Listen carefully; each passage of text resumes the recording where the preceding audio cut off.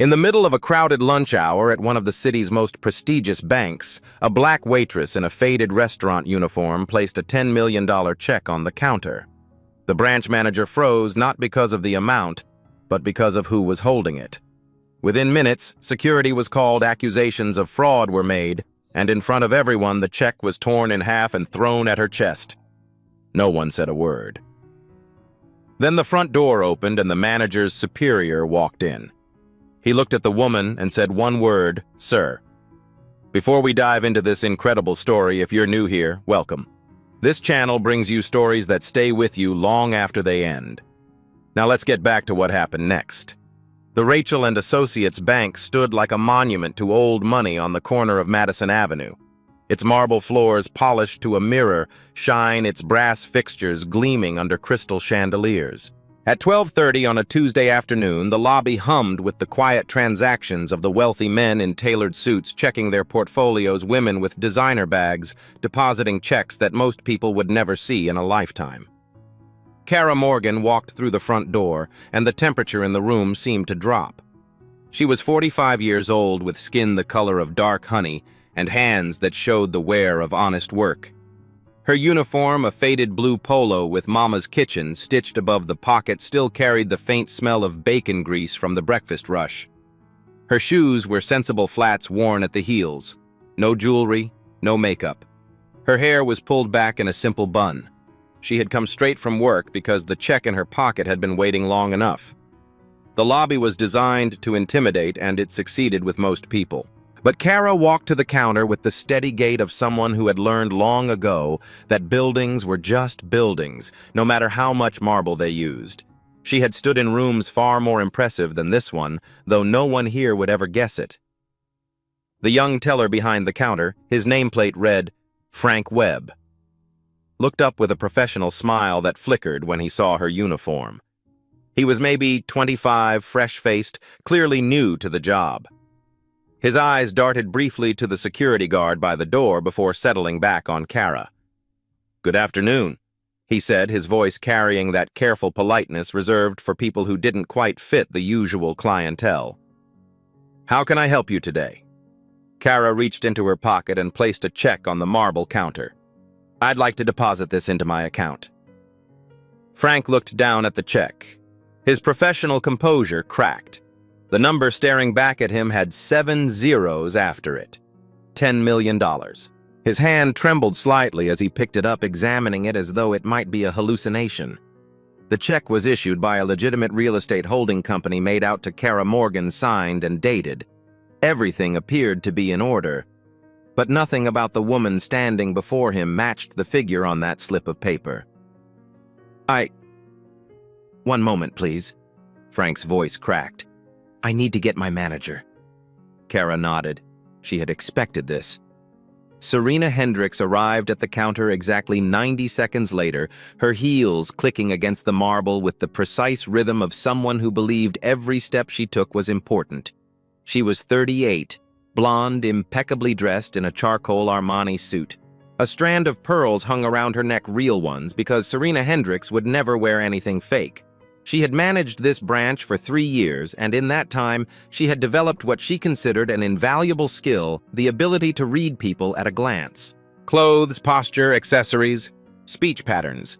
Serena could assess a person's net worth within 10 seconds of meeting them.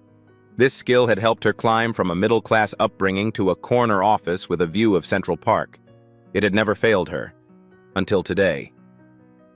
Serena looked at Kara. She saw the stained uniform, the worn shoes, the calloused hands. She saw a woman who, by every visible metric, had no business being in this bank, let alone presenting a check for $10 million. Then she looked at the check. Her upper lip curled almost imperceptibly. "Ma'am," Serena said, and the word carried the subtle condescension of someone addressing a child who had wandered into the wrong classroom. "May I ask where you obtained this check?" "It's payment from a business transaction," Kara replied calmly. "A real estate sale." Serena's eyebrow arched. "A real estate sale. I see." "Me." She turned the check over in her hands, examining it as though searching for evidence of forgery. And what exactly do you do for a living? I'm a waitress. The words hung in the air. Around them, the gentle murmur of the lobby had grown quieter. Other customers were beginning to notice the exchange at the counter. A man in a three-piece suit lowered his newspaper to watch. A woman with a Birkin bag whispered something to her companion. Serena smiled a thin, practiced smile that didn't reach her eyes. A waitress, with a $10 million check. That's correct. I'm going to need to see 2 forms of identification. Kara produced her driver's license and a passport from her bag. Serena examined them with the intensity of a forensic investigator holding them up to the light, comparing the photos to the woman before her. Everything matched. Everything was legitimate. But Serena had already made up her mind. I'm going to need to verify the source of these funds, she announced, her voice growing louder. Louder than necessary. Loud enough for the entire lobby to hear. This is standard procedure for potentially fraudulent transactions. Kara's expression remained neutral. Of course. You can call the issuing bank. The number should be on the check. But Serena didn't reach for the phone. Instead, she picked up the receiver and dialed a different number and internal extension. Security, I need assistance at the main counter. We have a suspicious transaction in progress. The words landed like stones dropped into still water. Ripples of whispered conversation spread through the lobby. The man with the newspaper set it down entirely now, watching openly. The woman with the Birkin bag took out her phone and began recording. A security guard, a heavy-set man with a shaved head and arms like tree trunks, materialized beside Serena. His hand rested on his belt near the radio clipped there. Ma'am? Serena said, her voice now carrying the authority of someone who believed she was protecting the institution from a criminal. I'm going to ask you to step aside while we investigate this matter. I have the right to complete my transaction, Kara said quietly. You have the right to be detained for attempted fraud if this check turns out to be fake. Have you called the issuing bank? I don't need to call anyone. Serena's voice had taken on an edge now, the kind that came from certainty, the absolute conviction that she was right, that she had seen through a con artist, that she was the last line of defense between this bank and a criminal. I know what I'm looking at, and what I'm looking at is a woman who serves breakfast, trying to cash a check worth more than she'll earn in 100 lifetimes. The lobby had gone completely silent. Every eye was fixed on the counter. Frank stood frozen behind Serena, his face pale, his mouth slightly open as though he wanted to say something but couldn't find the words. Kara looked at Serena. She looked at the check in Serena's hand. She looked at the security guard whose fingers had tightened around his radio. And she made a choice. I would like to speak with your supervisor, Kara said. Serena laughed. It was a short, sharp sound devoid of humor. My supervisor isn't going to help you. No one in this bank is going to help you, because we don't help people who try to steal from us. She held up the check, $10 million written on legitimate paper from a legitimate company made out to a legitimate person, and she tore it in half. The sound of ripping paper echoed through the silent lobby like a gunshot. Serena wasn't finished. She tore the halves into quarters, then crumpled the pieces and threw them at Kara's chest. The fragments of paper scattered across the marble floor, coming to rest at Kara's worn shoes. Get out, Serena said. Get out before I have you arrested. Kara didn't move. She looked down at the torn pieces of the check. She looked at Serena, whose face was flushed with righteous anger. She looked at the security guard who had taken a step closer. She looked at Frank, who had turned away, unable to meet her eyes. She looked at the other customers, the men in suits, the women with their designer bags, all of them watching, none of them speaking. Some had their phones out recording. Others simply stared with expressions that ranged from discomfort to satisfaction. No one said a word in her defense. Kara bent down slowly and picked up 2 of the torn pieces. She held them in her hands, looking at the fragments of the number that had been printed there. Then she straightened and looked directly at Serena. I'm not leaving, she said. Serena's eyes narrowed. Then I'm calling the police. Call them. You think I won't? I think you should. Kara's voice was calm, measured, utterly unshaken. "And while you're at it, I think you should consider how you're going to explain this. Not to the police, not to your supervisor, but to yourself. How are you going to explain that you looked at a human being, decided what she was worth based on her clothes, and destroyed her property in front of witnesses?" Serena opened her mouth to respond, but before she could speak, the front door of the bank opened. A man walked in, older, distinguished, with silver hair and the kind of presence that made people instinctively straighten their posture. He wore a suit that cost more than most cars, and he moved with the easy confidence of someone who owned everything he saw. Because he did. Richard Rachel, chairman of the board of Rachel and Associates, had arrived for an unannounced inspection. Serena's face transformed instantly, her anger replaced by a bright professional smile. "Mr. Rachel, what a pleasant surprise. The branch is running smoothly as always. We actually just prevented what appeared to be a fraud attempt." But Richard Rachel wasn't looking at her. He was staring at the woman in the waitress uniform, the one with torn pieces of paper still clutched in her hands. His face went pale. He walked past Serena as though she didn't exist, past the security guard, past Frank, until he stood directly in front of Kara. And then he said one word. "Sir." The lobby went absolutely still. Serena's smile froze on her face. "Mr. Rachel, I don't understand. This woman, Richard said, his voice tight with barely controlled alarm, "is Kara Morgan. She is the CEO of Morgan Holdings, and she is the largest single shareholder of this bank." The silence that followed Richard Rachel's words was absolute. It pressed against the walls of the lobby like a physical weight, suffocating every whisper, every breath, every heartbeat. Serena Hendricks stood frozen, her professional smile still carved into her face like a mask that had forgotten how to fall. The torn pieces of the check lay scattered on the marble floor between her and the woman she had just called a fraud, the woman who owned 35% of the bank.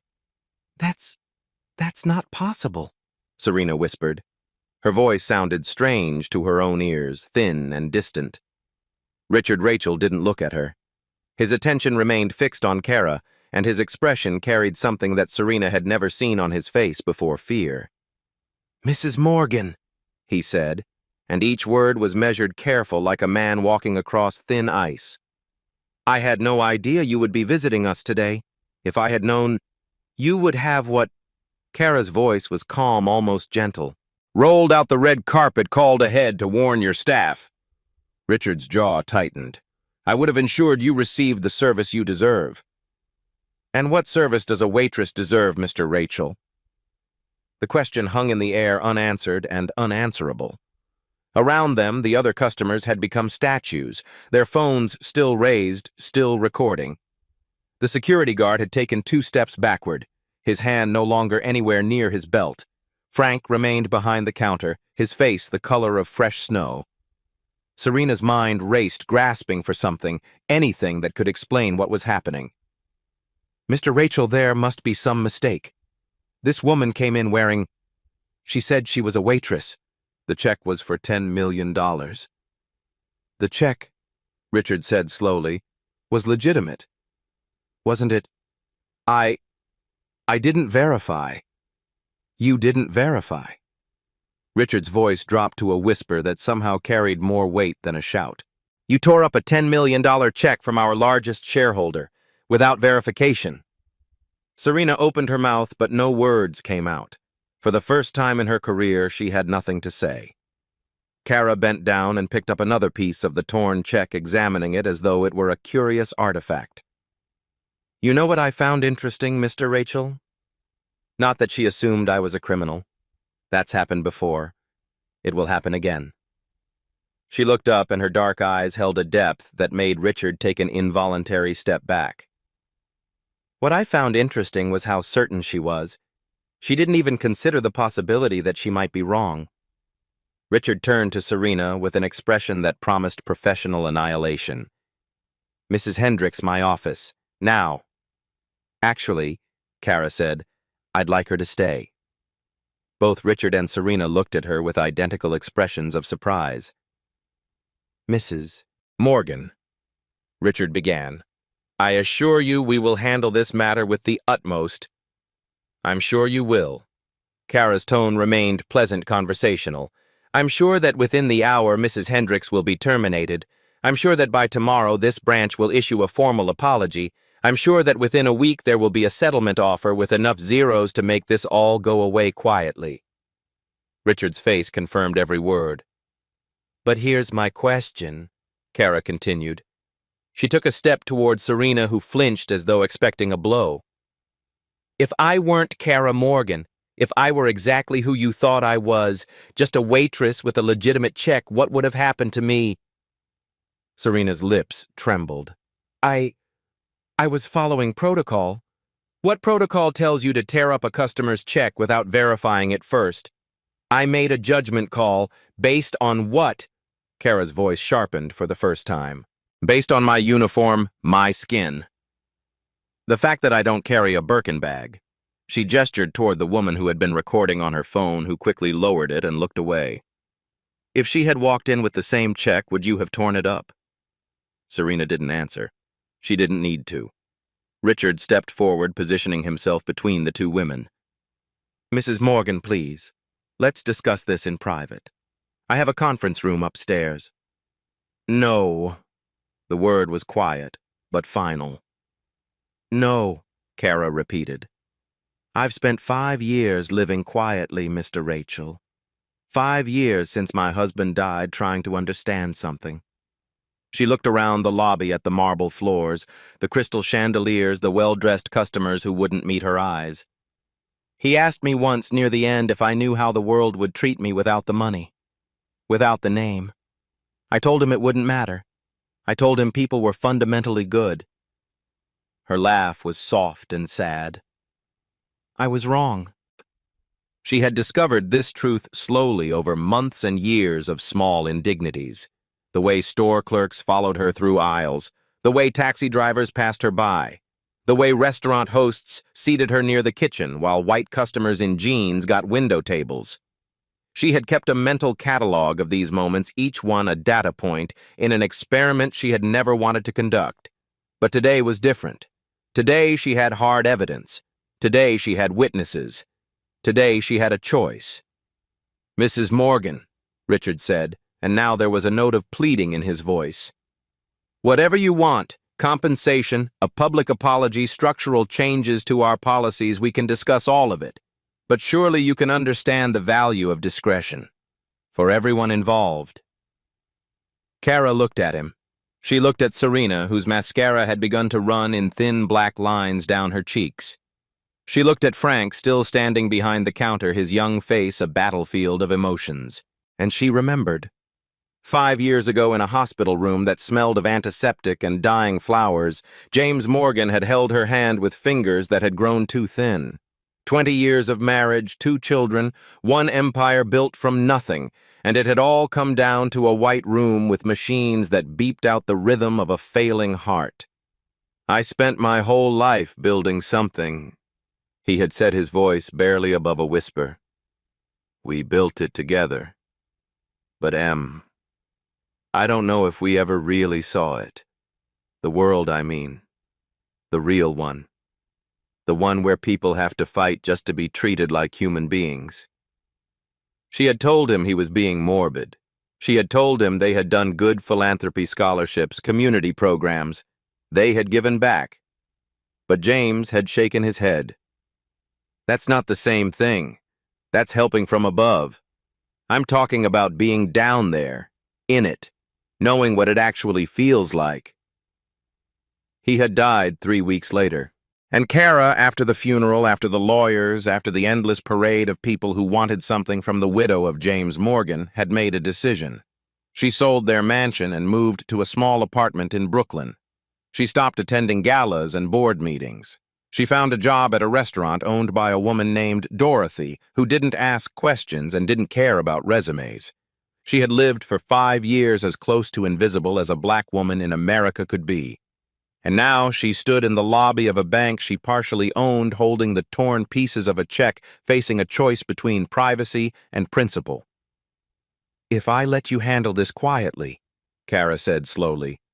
What changes? Richard blinked. I'm sorry. You fire Mrs. Hendricks, you send me a check. Maybe you update a training manual somewhere. But what actually changes... She shook her head. 6 months from now, another woman walks in here. Maybe she's wearing scrubs because she just got off a night shift at the hospital. Maybe she's got dirt on her clothes because she works in landscaping. Maybe she's got a check for $10,000 instead of $10 million. What happens to her? Richard's silence was answer enough. I don't want compensation, Kara said. I don't want anyone fired in the dark. I want an investigation. A real one. Not just of Mrs. Hendricks, but of this branch, this bank, the patterns, the policies, the unwritten rules that told her she could look at me and know that I didn't belong here. Serena let out a sound that might have been a sob. Please, I have a family. I have 2 children. So do I, Kara said quietly. And so does the next woman you would have done this to, and the next, and the next. Richard Rachel's face had gone through several transformations during this conversation, shock-fear calculation, and now something that looked almost like resignation. He was a practical man. He had built his career on knowing when to cut losses and when to fight, and he knew looking at Kara Morgan that this was not a fight he could win. An investigation, he repeated. Mrs. Morgan, you understand what that would mean. Media attention, legal exposure, stock price fluctuations. The board will do what I tell them to do. Kara's voice carried a quiet authority that reminded everyone in the room exactly who she was. I own 35% of this bank, Mr. Rachel. I have been a silent partner for 15 years because my husband preferred it that way, and because I had no interest in the spotlight. But I am not silent anymore. She turned to face the lobby, the customers still frozen in their seats, the phones still recording the security guard, who now looked like he wished he could disappear into the marble floor. Everything that happened here today is documented, she said, addressing no one and everyone. Videos have been taken. Witnesses were present. The question now is not whether this story gets out. The question is what kind of story it becomes. She looked back at Richard. You can make this a story about a bank that made a mistake and tried to bury it. Or you can make it a story about a bank that made a mistake and decided to do something about it. The choice is yours. Richard stood very still for a long moment. Behind him, Serena had covered her face with her hands, her shoulders shaking. Frank had finally moved, stepping out from behind the counter, his young face set with something that looked like resolve. Mrs. Morgan, Frank said, his voice cracking slightly. I should have said something when it was happening. I knew it wasn't right, but I didn't. Kara looked at him. Really looked at him for the first time since this all began. He was young, probably not long out of college. His hands were trembling, but he had stepped forward when everyone else had stepped back. What's your name? She asked. Frank. Frank Webb. Frank. Kara nodded slowly. Do you know why you didn't say anything? He shook his head, misery written across his features. Because you were afraid. Afraid of losing your job. Afraid of contradicting your superior. Afraid of being wrong. She took a step toward him and her voice softened. Those are human fears. But the next time you see something like this, and there will be a next time, I want you to remember how you feel right now. And I want you to ask yourself which is worse, the fear of speaking or the shame of silence. Frank nodded, unable to speak. Richard Rachel cleared his throat. Mrs. Morgan, if we proceed with an investigation, a real investigation, as you said, I will need your cooperation, your testimony, your willingness to be identified publicly. I know. Your privacy ended the moment she tore up that check. Kara glanced at Serena, who had lowered her hands and was staring at her with an expression of pure devastation. I didn't want this. I was happy being invisible. But some things are more important than comfort. She walked toward the door, her worn shoes clicking softly against the marble that had been designed to intimidate people like her. At the threshold, she stopped and looked back. "I'll have my lawyers contact you tomorrow," she said to Richard. "The investigation begins immediately.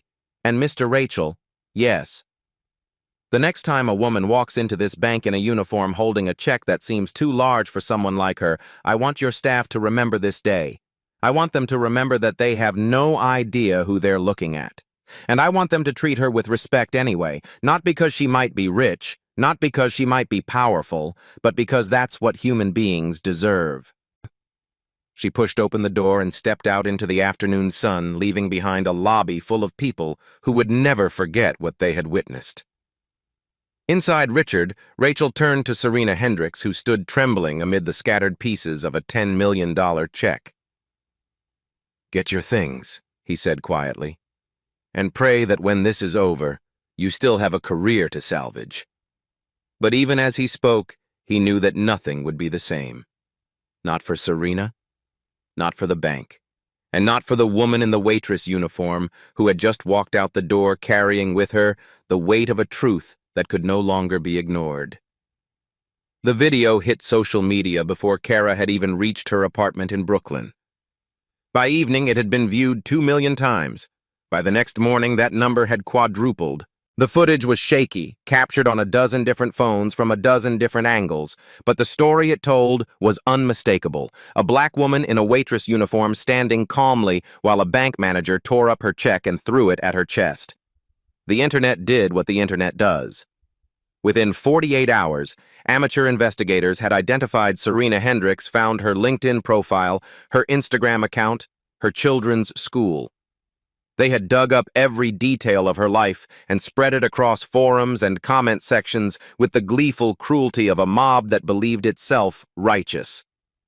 But then came the second wave of revelations, the ones that transformed the story from a viral moment into a national conversation.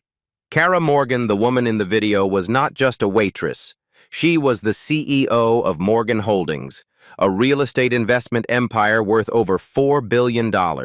She was one of the wealthiest black women in America, and she owned more than a third of the bank that had just humiliated her.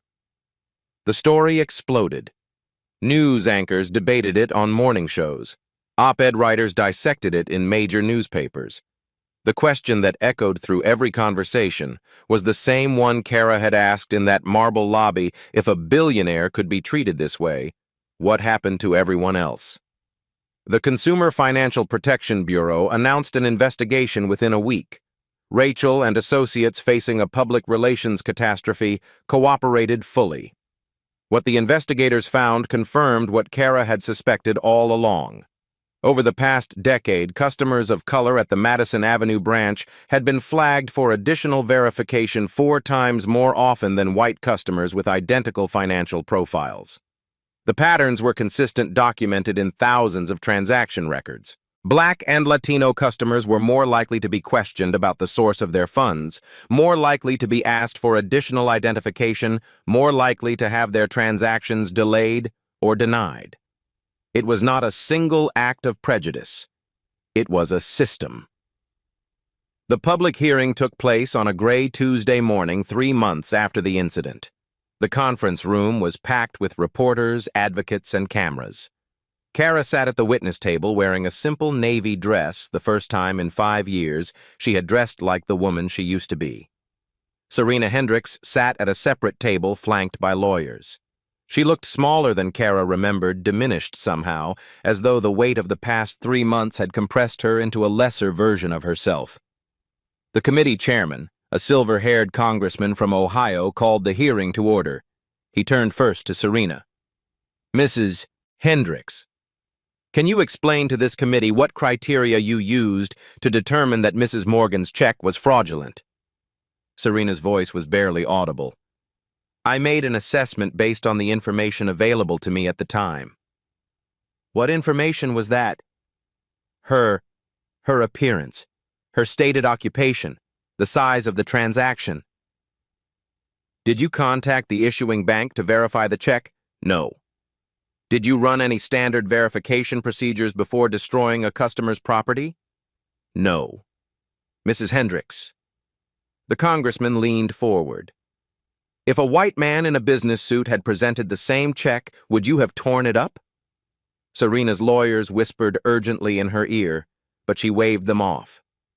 When she spoke, her voice cracked with something that sounded almost like relief, the relief of finally telling the truth. No, she said. I wouldn't have. The room erupted in murmurs. Cameras flashed. The congressman called for order. Richard Rachel testified next. He spoke of institutional failures, of inadequate training, of implicit biases that had been allowed to fester unchecked. He announced that Rachel and associates would pay $50 million in fines and settlements. He promised comprehensive reform, new hiring practices, mandatory bias training, community oversight boards. But the moment everyone remembered came when Kara took her turn at the microphone. People have asked me why I did this, she said. Her voice was steady, carrying the quiet authority that had made her one of the most successful businesswomen in the country. Why I didn't just accept a private settlement and move on. Why I subjected myself to this scrutiny, this exposure, when I had spent 5 years trying to be invisible. She looked out at the room, at the reporters scribbling notes, at the cameras broadcasting her face to millions, at Serena Hendricks, sitting with her head bowed. The answer is simple. I did it because I could. Because I had the resources, the evidence, and the platform to make sure this story was heard. Most people who experience what I experienced don't have those things. They get humiliated and then they go home and nothing changes. I wanted to change something. She turned to face Serena directly. Mrs. Hendricks, I don't hate you. I don't even blame you, not entirely. You were operating within a system that taught you to look at people like me and see a threat. That system failed both of us. The difference is that I had the power to fight back, and you didn't have the power to see me clearly. Serena looked up, her eyes red-rimmed and hollow. I'm sorry, she whispered. I know that doesn't fix anything. But I am sorry. Kara nodded slowly. I know you are. And I hope that when this is over, you'll use that sorrow to become someone different. Not because you're afraid of consequences, but because you understand why what you did was wrong. Wait. The hearing concluded with a series of recommendations that would reshape banking regulations for years to come.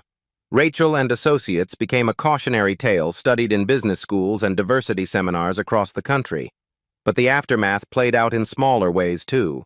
Serena Hendricks was not fired immediately as Richard Rachel had initially planned.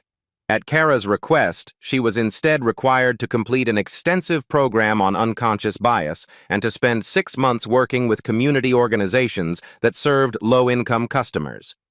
At the end of that period, she resigned voluntarily.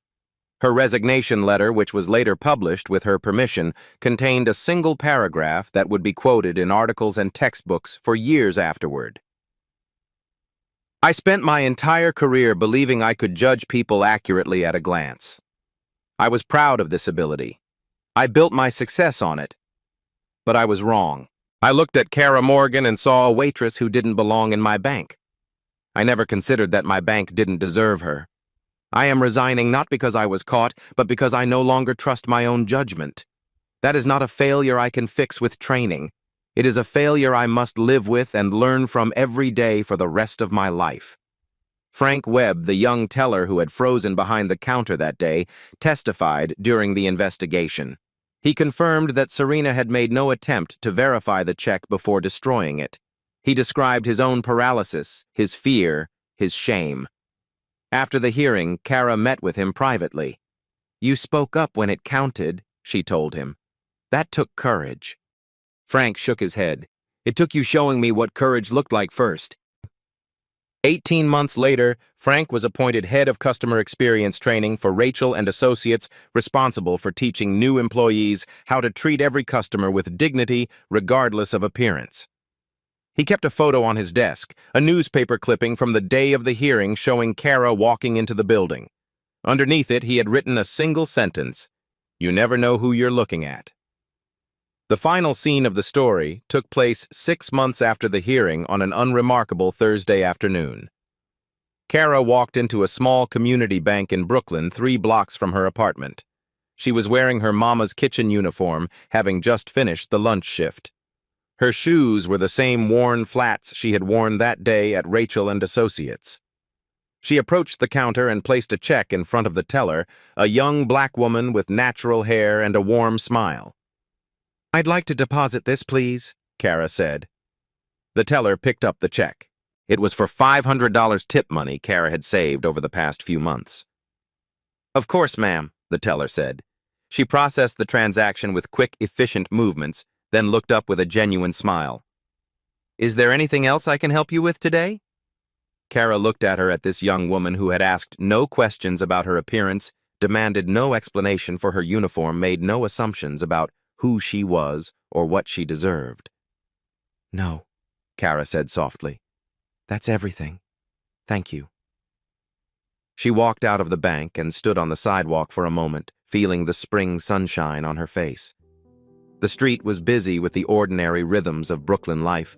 Mothers pushing strollers, teenagers laughing on a corner, an old man walking his dog. No one looked at her twice. No one knew her name. She was just another woman in a uniform going about her day. And for the first time in a long time, that felt like exactly what she wanted to be. James had asked her all those years ago if she knew how the world would treat her without the money and the name. She had spent 5 years finding out. The answer had been painful, sometimes brutal, often heartbreaking. But standing on that Brooklyn sidewalk, watching the ordinary world go by, Kara realized something else. The world was not fixed. It was not immutable. It could be pushed, challenged, changed. She had proven that, not by being rich, not by being powerful, but by being willing to stand in a marble lobby and refuse to leave.